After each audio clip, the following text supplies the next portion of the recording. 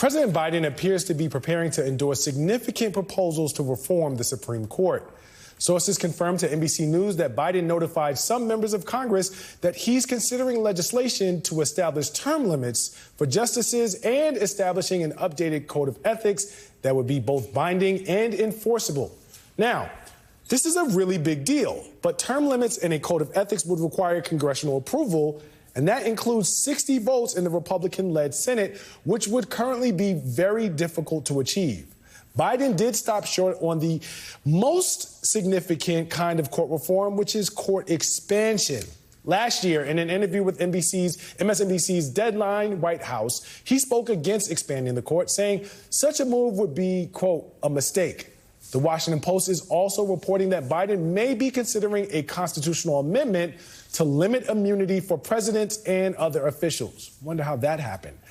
The timing here could not be more critical given the court's decision last month that presidents should be immune from prosecution for, quote unquote, official acts.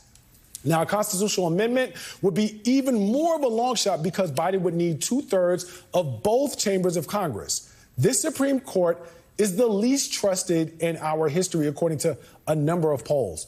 The court's conservative supermajority continues to deliver opinions that are out of step with the American public. And some of those conservative justices continue to find themselves embroiled in ethics scandals. So, reform like term limits and a code of ethics could have significant impact in restoring public confidence in one of the bedrocks of American democracy. Joining me now is Democratic Congressman Hank Johnson of Georgia. He is a senior member of the House Judiciary Committee and the top Democrat on the subcommittee overseeing our federal courts and a man of Omega Psi Phi Fraternity Incorporated. So that's important to know. Also, back in May, Johnson helped launch a task force that looks into possible reforms to the high court. Good morning, big brother, sir. When you formed this task force, you said we are at a crisis point for the Supreme Court, which is the nation's highest court, and refuses to bind itself to an enforceable code of conduct after decades of ethical misconduct by certain justices who consistently rule in favor of the big money special interests that put them on the bench. To restore public trust and confidence, Congress must pass reforms that add seats to the Supreme Court, requires term limits for justices, and which require the court to impose upon itself binding and enforceable code of conduct. Talk to me about this crisis point as you see it. One of the reform options you talked about is the expansion of the court or adding seats to it. The president doesn't seem interested in expanding the court, though. How do you intend to move that forward? Well, you know, this time last year, the thinking was that any tinkering with the Supreme Court was just a radical idea. But over the last year, policymakers, including President Biden, have come to the conclusion that what we're dealing with here is an out-of-control United States Supreme Court that has upset the delicate system of checks and balances upon which our democracy rests. And therefore, our democracy is broken.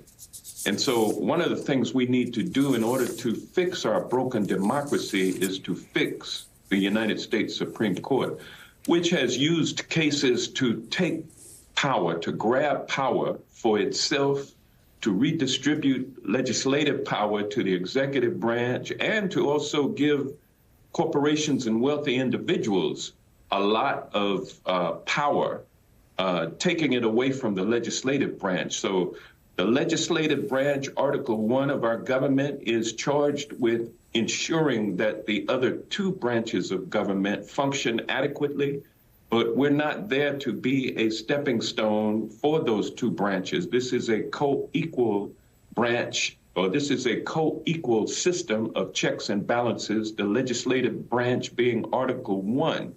And so we've got to restore balance. We've got to get this out of control United States Supreme Court under control because its members feel like they are unaccountable, and they can do what the legislators, what the Republican legislators who got them appointed can't do legislatively. So they are doing legislative business in a judicial format, judicial activism, legislating from the bench. That's not the way it's supposed to work.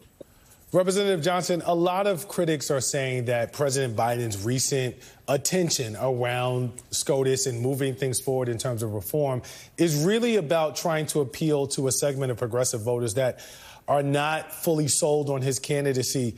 Given everything that we're seeing, how tumultuous things are, what do you believe is the commitment of, say, a Vice President Kamala Harris to reforming the SCOTUS and SCOTUS reform? What do you think will happen to these measures if Joe Biden steps out of the race and Vice President Kamala Harris moves forward? Yeah, President Joe Biden has been a very effective president over the last 3.5 years. And prior to that, he served for 8 years in the Oval Office as vice president. He is well aware of the immense power of the executive branch, the immense responsibility that it takes for an executive or a president to govern democratically. And so I think President Biden understands the need. It's not just a political ploy to shore up his progressive credentials. I think he really understands the trouble that our democracy is in with a court that would grant absolute immunity to a president. He understands what that means to the governance of our system. He understands what it means if Donald Trump should get his hands back in the White House and on the levers of executive authority.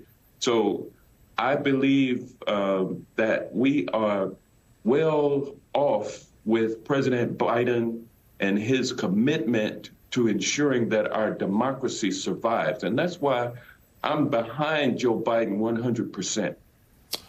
Before we go, Congressman, I have to ask you, today is a sad day for members of Congress. It's a sad day for members of the CBC, having lost one of its stalwart members in Representative Sheila Jackson-Lee.